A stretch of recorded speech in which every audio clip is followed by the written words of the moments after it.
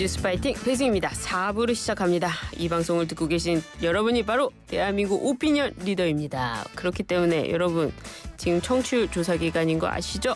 02로 시작되는 번호 전화가 걸려오면 꼭 받아서 YTN 라디오 뉴스파이팅 배승입니다. 잘 듣고 있다고 해주시면 저와 우리 제작진이 힘이 날 것 같습니다. 샵 0945로 응원 메시지도 보내주시면 추첨을 통해 스타벅스 커피 쿠폰 선물로 보내드리고 있습니다. 두 분 네, 전화 받으시면 어떻게 하실 겁니까? 이게 원래 02번 받기 진짜 힘든데 네. 꼭 좀 받아주세요. 받아주세요. 네. 뉴스파이팅. 받으면은 네. 그죠. YTN 뉴스파이팅, 네. 배승희 뉴스파이팅, 네, 배승희. 배승이죠. 네, 알겠습니다. 패밀리 배. 패밀리 배. 저기 배 씨잖아요. 네. 우리 작가 중에도 배 씨도 있고 여기가 지금 3배가 있어요. 그러네요. 3배가. 대가족이야. 대가족입니다. 예. 지금 이분 두 분 모셨는데요. 배중찬 인사이트 K 연구소장님 그리고 이은영 휴먼 엔터테이터 소장님 두 분 나오셨습니다. 안녕하세요. 네, 안녕하세요. 엔터테이터가 안녕하십니까? 아니고요. 휴먼 엔 데이터예요. 아, 휴먼 엔데이터. 이렇게 네. 혀가 짧아지는지 모르겠어요. 왠지 모르겠습니다. 엔터가 더 좋은 회사. 엔터가 더 좋은 회사인데 엔터테이너로 가시는 건 어떻습니까? 얼굴도 네. 해보겠습니다. 좋습니다. 알겠습니다. 이번에 문자 논란 해보도록 하겠습니다. 지금 김건희 여사 문자 논란에도 한동훈 후보의 강세가 계속되고 있다. 아니다. 좀 바뀌었다. 어대안이 바뀌었다. 원풍이 불고 있다. 이런 표현도 있는데요. 아, 비웃으시네요.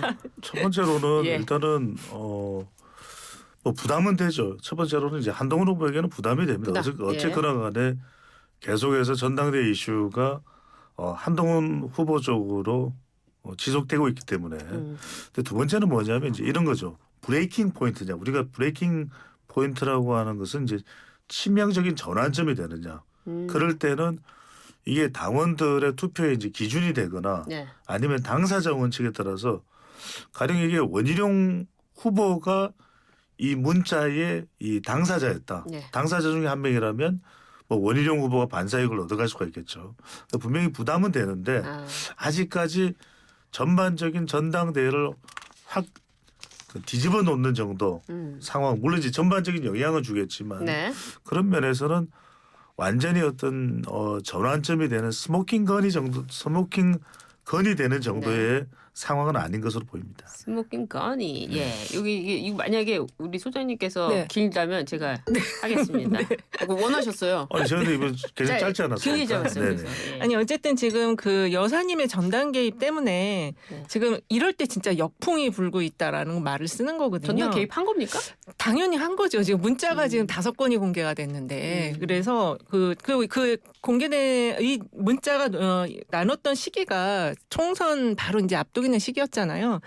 그나마 진짜 공천 개입에 대한 얘기가 안 나오는 거를 다행으로 생각해야 될 것 같아요. 그리고 지금 YTN이 엠브레인 퍼블릭에 의뢰해서 지난 7, 8일 날 네. 조사한 결과에 따르면 일단 전체 적합도에서는 한동훈 후보가 45%로 결선을 갈 수 있지 않을까 이런 숫자가 나오긴 했어요. 그렇지만 국민의힘 지지층에서는 뭐 압도적입니다. 이게 지금 61%가 나와서 저는 그 지난주 초반인가 약간 좀 50%대 중반까지 간 조사들이 있어서 이거 좀 떨어지지 않을까 생각했는데 오히려 다시 60%대를 회복을 했습니다. 그래서 이번 앞으로 좀 기간이 많이 남아 있지만 네. 좀 이대로 가지 않겠나 이렇게 보고 있어요. 지금 말씀 주신 여론조사 지난 7일과 8일 엠브레인 퍼블릭이 YTN으로 국민의힘 지지층과 무당층에게 무선 전화 면접조사 방식으로 실시한 여론조사입니다. 자세한 내용은 중앙선거 여론조사 심의위원회 홈페이지를 참조하시면 되는데요. 여론조사는 꼭 이걸 밝혀드려야 돼서 말씀드렸습니다. 그렇죠. 네. 근데요, 우리 소장님도 아시겠지만, 통상 이 전당대회는 당원 투표 또 그래서 일반 여론조사는 차이가 좀 나는 경우가 굉장히 많거든요. 그렇죠. 그래서, 실제로 예. 지난해 지난번. 3월 전당대회는 예. 이제 당원 100%였기 때문에 그보다는 이제 그 이전에 그렇죠. 2021년 예. 6월 전당대회가 이제 이준석 후보가 당대표가 됐던 선거였거든요. 예. 전당대회였는데 그때는 당원에서는 나경원 후보가 오히려 더 높았어요. 그렇습니다. 나경원 후보와 주호영 후보를 합치면 이준석 후보보다도 훨씬 많았죠. 그렇죠. 만약에 예. 둘이 단일화를 했더라면 주호영 후보가 나경원 후보 쪽으로 이제 힘을 실어주는 네. 단일화를 했다면 나경원 당대표가 탄생될 수도 있었죠. 근데 이제 이번 경우에는 그렇다면 이제 중요한 게 그때도 말씀드리지만 당사자 원칙이라는 게 이 브레이킹 포인트가 될 수 있는 전환점이 될 수 있는 변수가 그러니까 그걸 가져가야 되는 원희룡 후보나 나경원 후보나 윤상현 후보가 당사자라야 돼요. 그러려면 이제 당원에서 좀 크게 달라질 수가 있는데 지금으로서는 실제 알 길은 없습니다. 예. 하지만 이제 남아 있는 시간 동안 원희룡 후보가 이제 자기 이야기를 하는 거, 나경원 후보가 자기 이야기를 하는 게 중요하겠죠. 내 비전이 한동훈 후보와 비교했을 때 어떤 차별화가 있다. 그러니까 김건희 여사 관련된 사과 문자 논란이 물론 한동훈 후보에게 부담은 주지만 이게 전당대회의 결정적이고 마지막일까? 그렇게 보기 어려운 게 네. 진중권 또 교수가 또 여기 참전을 해버렸잖아요. 그러니까 이게 막 뒤죽박죽이 돼버렸어요. 그래서 이게 하나의 어떤 이슈로 간단하게 정리가 안 되거든요. 네. 그래서 이게 전당대회에 그냥 단일한 이슈로 치명적인 영향을 주는 일종의 브레이킹 포인트가 되는 게 쉽지 않은 것이죠. 그렇습니까? 일단은 이게 지금 네. 당원도 조사하고 일반 조사는 좀 다른데 지금 이 조사는 국내인 지지층과 무당파 지금 이 투표를 할 사람들을 대상으로 조사를 한 거예요. 그런데 지금 제가 좀 찾아보니까 아직 그 테이블이 안 붙었는데 테이블이 공개되면은 대구 경북 지역과 불경 지역에 그 한동훈 후보 지지가 어느 정도 나오는지를 봐야 되거든요. 근데 제가 테이블은 나왔어요. 아, 그랬네. 그 한번 네네. 봐주시면은 최근에 네. 나온 그 다른 조사들에서는 대구 경북 지역에서 한동훈 후보에 대한 지지가 높더라고요. 그래서 이게 크게 이번 전당대회 같은 경우는 크게 다르지 않을 것으로 좀 보여진다. 이렇게 좀 보여지고 스피치로그라는 그 빅데이터 분석 그 회사가 있는데 7월 2일에서 5일 빅데이터 분석한 자료들을 보면 한동훈 후보에 대한 연관 키워드가 연판장, 문자 이런 게 나왔는데 거기에 붙여진 게 구태, 극복 이런 단어들이 같이 이제 키워드가 붙었어요. 이제 그런 걸 볼 때 원희룡 후보는 대통령 탄핵, 충돌, 갈등 이런 단어들이 붙어 있어서 원희룡 후보는 전통적인 어떤 반윤, 친윤을 결집하는 그런 메시지들을 냈다면 한동훈 후보는 약간 좀 새로운 쪽으로 가자, 미래로 가자라는 뭐 구태 이런 키워드들 때문에 그래서 당원들도 이런 상황에서는 조금 변화를 가져가야 될 필요가 있다라고 생각할 수도 있을 것 같습니다. 다만 이제 이런 건 있어요. 그러니까 이제 국민의힘 지지층과 무당층을 포함한 숫자입니다. 무당층이 이제 포함된 숫자예요. 무당층을 포함한 숫자에서는 대구 경북에서 절반을 넘기지는 못하고 있어요. 49%로 나타나서 한동훈 후보가 예, 조금 지역별로 차이가 있기는 합니다. 부산, 울산, 경남은 한동훈 후보가 52%인데 대구 경북은 사실 계속 홍준표 시장의 발언이나 이철우 지사의 태도나 이런 것들이 이제 좀 영향을 미쳤다 보시면 이것도 여전히 일반 국민이거든요. 국민의힘 지지층이나 무당층 일반 국민 조사이기 때문에 당원들한테는 어느 정도의 영향이 있는지를 좀 수치상으로 봐야겠죠.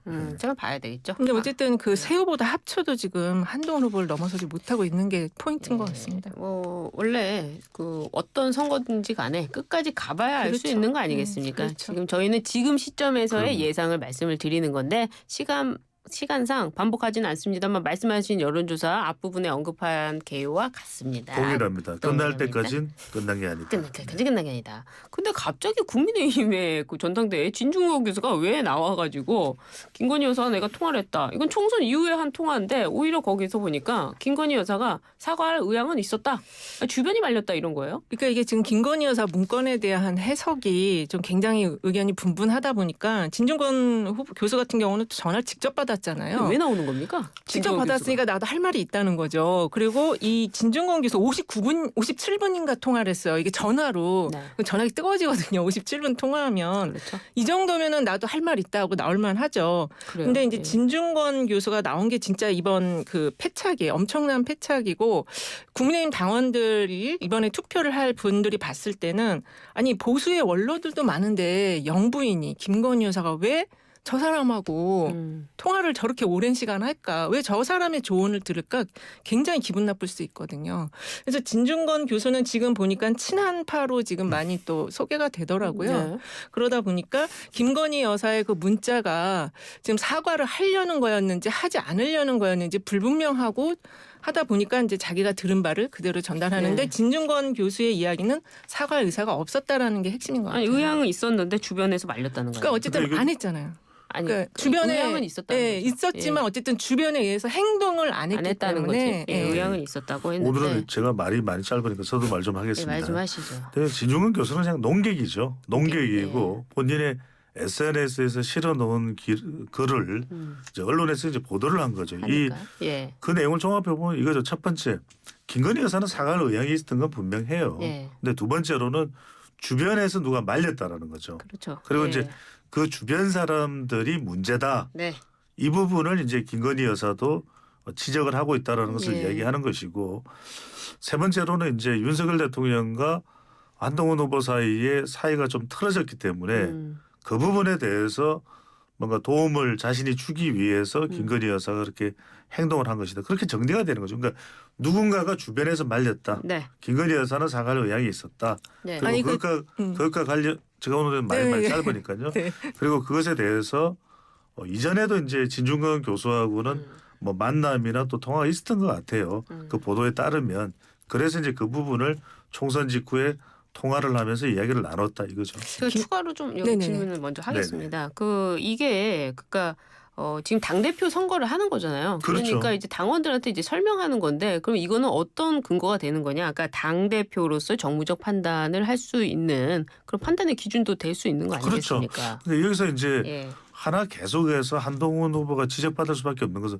왜 이런 중대한 사안을 그래도 비대위원들하고 협의하지 않았느냐. 네. 그러니까 대통령과 대통령실에 김건희 여사의 사과가 필요하다는 공적 요구를 여러 차례 했다. 그건 알겠어요. 예. 또 그다음에 김건희 여사와 사적으로 이런 부분들을 협의하는 것은 적절치 않다. 이해합니다. 그런데 네.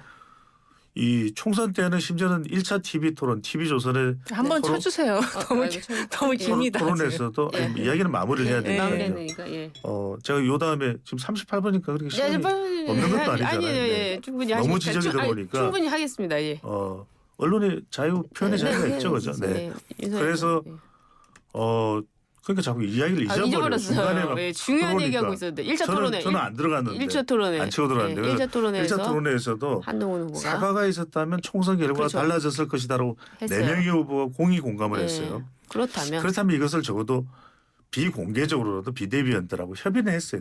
중진들하고 예. 이걸 어떻게 했으면 좋겠냐. 나는 예. 공적 요구도 했는데도 5차례나 문자가 왔고 이것을 어떻게 했으면 좋겠냐라는 것을 이 부분에 대해서도 해명을 하고 있지만 자꾸 지적을 받는 부분이 저도 여기에 대해서는 네. 공감이 돼요. 예. 왜 안 했을까? 그러니까 아니, 이게 근데 당원들이 이제 판단한다는 거죠. 그 문자가 지금 한동훈 비대위원장하고만 한 문자만 있는 게 아니잖아요. 그 아, 뒤에 그래요? 계속 나오고 있잖아요. 예. 주변에 뿌린 문자들 김건희 여사가 그 내용 중에 정말로 너무 충격적인 게 이 내가 사과를 하면 민주당이 들깨떼들처럼 나를 물어 뜯을 것이다. 이거는 하지 않겠다라는 얘기가 있었고요. 김건희 여사가 한동훈 비대위원장에도 보낸 문자에 지난 경선 때 내가 사과를 하니까 지지율이 마이너스 10%가 돼서 난 하기가 좀 어렵다라는 이야기를 했단 말이에요. 그러니까 본인은 할 생각이 없는데 지금 김건희 여사 이런 문자 자체가 주변에 뿌린 것과 한동훈 비대위원장이 뿌린 게 뉘앙스가 달라요. 그래서 이 맥락상으로 봤을 때 김건희 여사가 좀 이중 플레이를 한 것이 아니냐 이런 얘기까지 지금 나오고 있는 상황이거든요. 그래서 어쨌든 지금 이 김건희 여사의 전대 개입 논란을 통해서 문자가 지금 계속 나오고 있어요. 다른 주변에 뿌린 문자 나오고 또 여러 가지 이야기들이 계속 나오고 있기 때문에 이게 멈춰지지 않는 이상은 지금 당원들은 결국엔 어디안의 기조를 가져갈 수밖에 없다라고 보이는 거죠. 근데 정확한 팩트에 근거한 이야기를 해야 될 것 같아요. 그러니까 진중권 교수가 57분간 그 이야기는 진중권 교수가 뭐 대충 1시간 정도 통화했을 거예요. 이게 아니라 57분이라는 것은 본인도 정확하게 기억하고 있고 뭐 녹취가 됐을 수도 있고 아니면 어디 메모를 해놨을 수도 있고 그 이야기는 아니 진중권 교수가 그 통화 내용을 이야기하잖아요. 김건희 여사는 분명히 사과할 의향이 있었는데 주변에서 만류를 했다. 그러니까 주변에서 만류한 내용이 한 번 사과하면 또 야당에서 공세하면서 또 사과하라 하기 때문에 그래서 하지 못한 거라고 분명히 밝히고 아니, 그럼 있죠. 지금이라도 하셔야 된다고 저는 생각합니다. 총선 이후에 한 통화라는 점도 말씀을 드리고요. 예, 예, 알겠습니다. 아무튼 지금 양쪽의 그 입장이 달라요. 지금 이 정도면 김준건 교수가 김준건이 아니라 진중건. 진짜 죄송합니다. 진중건 교수가 녹취를 했을 수도 있어요. 네. 알겠습니다. 김 여사 그 통화를 녹음했을 수도 있습니다. 아마 제발 그- 땡 좀 해주십시오. 예, 네. 자 오늘 이제 우리 분위기가 좋아야 되니까 네. 예, 넘어가겠습니다. 이재명 전 대표가 먹고 사는 예. 문제를 해결하겠다면서 연임 도전 출사표를 던졌습니다. 마치 대선 출마 선언을 방불케 했다 이런 평가가 나오는데 어떻게 보셨습니까? 자 이거 네, 이거 제가 먼저 말씀해 주세요. 해야죠. 네. 충분히 해주십시오. 충분히 하십시오. 어쨌든 먹고 사는 문제, 먹사니즘을 네. 들고 나왔고요. 그리고 이제 AI와 기후 변화에 대한 그 에너지 고속도로 이야기를 했어요. 그래서 지금 대한민국이 언제까지 이렇게 갈등과 분쟁 속에 있어야 되느냐, 미래로 가자 그 선언을 했고 당연히 대선 출마의 그런 자세로 네. 해야 된다. 지금 뭐 탄핵 얘기가 나오고 국민들이 지금 탄핵을 하자라는 여론조사가 말은 안 드리겠지만 거의 절반이 넘고 있거든요. 그런 조사들이 있단 말이에요. 그리고 지금 그 청원도 130만 명이 넘었어요. 이런 상황에서는 조금 더 국가 비전에 대한 거를 아무도 얘기 안 하는데 이재명 대표라도 해야 된다. 그게 바로 그 대선 출마 선언을 방불케 한 그런 자신감의 발로라고 볼 수 있다는 거죠. 어떻게 보셨습니까? 글쎄 뭐 이해는 가죠. 예. 이제 연임을 해야 되는 상황에서 상당한 또 부정적인 기류도 있고 뭐 더불어민주당 지지층이 더 이상 이야기할 필요는 없지 않습니까? 뭐 일극 체제 하에서 뭐 연임에 대한 반대도 당 내에서는 안 나오는 것이고 사실상 경쟁자도 없는 거나 마찬가지고 경쟁자 이런- 나왔어요. 제가 분명히 말씀드렸지만 사실상. 없는 거나 마찬가지라는 말씀을 제가 분석 차원에서 드린 것이고 네. 그런데 좀 이게 계속 그러니까 말하는 오늘 도중에 말하는 들어오는 도중에는 말을 들어보고 저도- 상대를 들어보고 하시죠. 저도 중간에 안 들어갔잖아요. 예, 왜 오늘- 이러시죠? 오늘 자꾸 예. 이렇게 마음이 급하신가 봐요 오늘. 아니 이제 네, 그 네. 긁고 나오셨길. 아, 네, 알겠습니다. 이거 내려놓겠습니다. 배를 들고 나오셨길. 네. 아니 좀 이거 내려놓겠습니다. 지적 좀 시민실에서 하면 좋겠어요. 예, 예. 오늘 아침 즐겁게. 두 번째로는 네. 그래서 이제 일극 체제나 그리고 또 지금 계속 말씀해 이재명 주시죠. 예. 대표는 계속해서 재판 이거는 뭐 재판 뭐 제가 예. 굳이 이야기할 필요 없이 국민들이 다 알고 있는 것이기 그렇죠. 때문에 예. 그리고 또 심지어는 당내 민주화 이야기도 나오잖아요. 지난번 공천에서 파장도 있었고 예. 뭐 지금 당내에서는 아버지라고 부르고 네. 또 검찰을 가리켜서 뭐 언론을 가리켜서 예. 검찰의 애완견이라고 이야기를 하고 그것에 대해서 그 너무 품격 높은 발언이다. 뭐 기레기 이야기 나오고 저는 그런 데 대해서 왜 선을 긋는 발언은 안 할까 분명하게. 아, 예. 그래서 정말 이재명 전 대표가 그런 면에서 정말 지도자다라는 평가를 받는 게 중요하지. 아니, 민생 중요한 건 우리 국민들이 다 알죠. 그러니까 지금은 그렇죠. 예. 먹사니즘은 뻔히 다 아는 내용이라서 저는 본인에 대한 그런 리스크, 네. 그다음에 당 내에서 제기되고 있는 지나친 일극주의 예. 이것을 어떻게 털어낼까 이런 부분에 아. 대한 이재명 전 대표의 보관이 뭔지 보관이 죄송합니다. 해법이 뭔지 네. 좀 경고 좀 주세요. 아, 왜 그래서 오늘 아니 보관이 나왔는데 지금 이재명 대표가 어떤 내용으로 이야기했는지에 대한 비판을 해주시는 게 저는 필요하다고 보거든요. 지금 일극체제는 당연히 지금 총선을 이렇게 큰 승리를 이뤘는데 당내 분위기가 일극체제로 안 갈 수가 없는 거죠. 그래서 그 부분보다는 도대체 무슨 이야기를 했는지 그거를 좀 지적해 주실 필요가 있다. 패널이시라면 저는 그걸 좀 이야기하고 싶습니다. 지적하지 않았나요? 그 내용적인 지적은 별로 없으신 것 같아요. 근데 이제 뭐 이재명 이게 길게 말하면 길게 자, 말하면 이제 오늘 이제 이렇게 하겠습니다. 그러니까 원래는요 이렇게 나오시면은 각자 입장을 얘기하시면 됩니다. 그러니까 뭐 상대 패널에 뭐 잘못했다 그런 지적은 우리 청취자가 평가하는 것이기 때문에 나는 이런 입장, 나는 이런 입장이다. 요걸 얘기해 주시면 되는데 이 전 대표가 내년에 시행 예정인 금투세에 대해서 유예 가능성을 비췄습니다. 또 뭐 종부세 얘기도 하더라고요. 이런 어떤 정책적인 어프로치 이게 중도층 확장이라는 전략 평가가 있거든요. 그렇죠. 그런 게 예. 필요하겠죠. 이재명 예. 전 대표나 민주당으로서도 그래서 민주당 내부에서도 종합부동산세에 대해서는 그렇죠. 운을 좀 띄었어요. 기존과는 다른 그런 입장들이 나오고 있잖아요. 네. 그래서 한 주택을 오랫동안 보유한 또 세대주에 대해서는 네. 주택 보유자에 대해서는 그렇죠. 또 종부세에 대해서 유예 조치가 있을 수도 있고 네. 그런 부분들은 저는 이게 이제 민생이겠죠. 예. 적극적으로 논의하고 이런 부분들을 법안으로 해서 네. 적극적으로 통과하고 저는 이걸 긍정적으로 평가합니다. 예. 네, 어떻습니까? 금투세하고 이제 종부세에 대해서 시기에 대한 좀 조정을 이야기를 하신 것 같아요. 이 내용 자체에 대해서 하지 말자라는 거는 아니고 이제 지금 조금 주식시장이 좋아지고 있거든요. 그런데 거기다가 세금을 너무 많이 내리면 그나마 그래도 그 개미들이라고 하는 그 화이트 칼라들이라든지 주식 투자하고 있는 분들에게 좀 실망을 줄 수 있으니까 조금 신중하게 지금 경기가 어려우니까 금투세나 종부세는 좀 이야기를 조금 시기 조정을 해보자 이런 뜻을 비쳤고 그것이 중도층 확장 전략으로 평가를 할 수 있는 그렇습니다. 거죠. 근데 이제 이재명 대표가 연임을 할 때 추대할 거냐 찬반 투표를 할 거냐 했는데 김두관 전 의원에 이어서 청년 원외 인사인 김지수 대표까지 도전장을 내밀었습니다. 이제 3파전이 펼쳐지게 될 건데요. 예상외로 김두관 전 의원이 또 잘 될 수 있다 이런 얘기도 있어요. 뭐 30% 이상 받을 수도 있다 이런 얘기인데 우리 대선 맨날 주도권을 저쪽에 먼저 주세요. 먼저 하세요. 네, 제가 하세요. 먼저 하겠습니다. 네, 좋습니다. 어쨌든 김두관 전 의원이나 김지수 대표는 30대예요. 그래서 알려진 사실 사람입니까 당에서? 당에서는 청년으로 조금 청년 정치인으로 알려져 있는데 예. 사실 자기 목소리를 낼 기회가 없죠. 그래서 지금 이 김두관 전 의원에 대한 그 여론조사 이재명 대표와의 여론조사도 있어요. 격차는 많이 나 있는데 김두관 전 의원도 지금 총선 패배 이후에 어떤 자기 그 정치적 진로에 대한 모색을 하고 있는 상황에서 이렇게 전대에 나와가지고 자기 목소리를 내고 존재감을 보여주는 것은 굉장히 필요하다. 이건 이재명 대표에 대한 어떤 이기는 도전의 의미도 있지만 본인에 대한 도전의 의미도 상당히 크다. 이런 자리가 있으면 절대로 정치인은 존재감을 드러내야 돼요. 이런 자리에서는. 이인영 의원은 또 포기했잖아요. 그러니까 이제 아쉬운 대목이죠. 그분 지금 장관까지 했는데 지금 민주당 안에도 장관을 하신 많은 분들이 있어요. 그리고 지금 정치적 활로가 좀 어려우신 분들은 이런 기회에 자신의 목소리를 적극적으로 내야 되는데 포기하는 거는 정치인으로서는 생명력이 같이 포기되는 것 같다고도 할 수 있습니다. 그래요. 최지성 전 수석은 나와서 김두관 전 의원이 메시지를 굉장히 잘 만들어내기 때문에 예상외로 흥행할 수 있다 이렇게 평가했거든요. 이 지점이 중요한 게 최재성 전 정무수석이 어떤 얘기를 하냐면 이재명이 민주당으로 가는 것이 그다지 긍정적이지 않다는 이야기를 계속해요.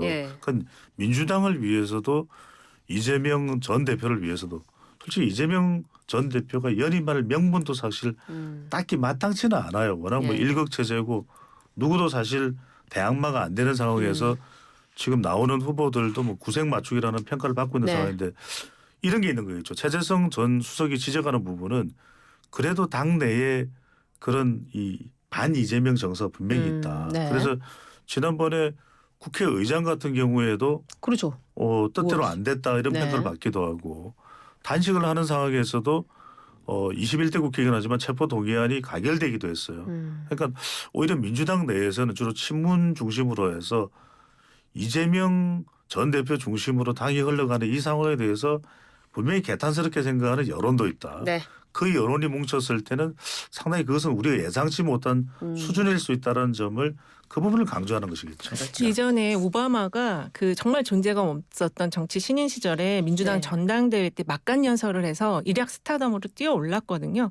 저는 이번에 나온 두 분들이 정말 좋은 내용으로 연설을 해서 당원들이 표심을 흔든다면은 이분들이 진짜 또 새로운 정치적인 어떤 스타가 될 수도 있습니다. 그래요. 정확하게 짧게 정확하게는 대선 이제 결정하는 그 전당대회에서 오바마 상원 의원이 나오면서 연설을 하면서 일약 스타가 됐는데 그만큼 오바마는 비전을 가지고 이야기를 했던 것이겠죠. 그래요. 알겠습니다. 두 분 다 말씀 이어지고 있는데 사실은 그 탄핵 청문회 이 공방도 둘러져 있습니다. 약 1분 정도가 남았는데 어떻게 제가 먼저 해도 되나요? 20초씩 얘기하실 수 있겠습니까?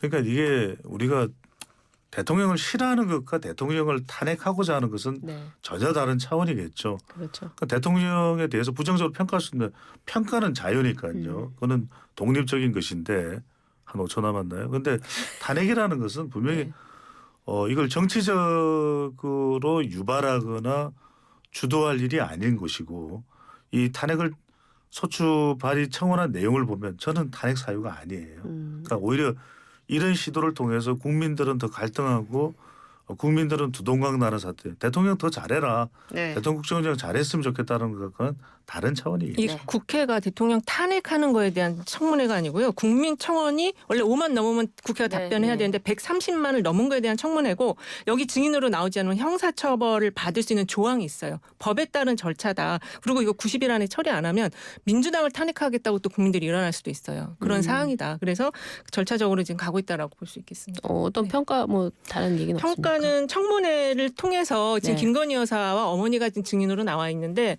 한번 이야기를 들어보고 싶어요. 그래요. 문자는 왜 했는지 이런 거. 아, 네. 청문회에 나왔으면 네네. 좋겠다. 네. 알겠습니다. 아, 오늘 아주 핫하게 들어갔습니다. 이은영 휴먼앤데이터 소장, 배종찬 인사이트K 연구소장 두 분 말씀 잘 들었습니다. 감사합니다. 고맙습니다.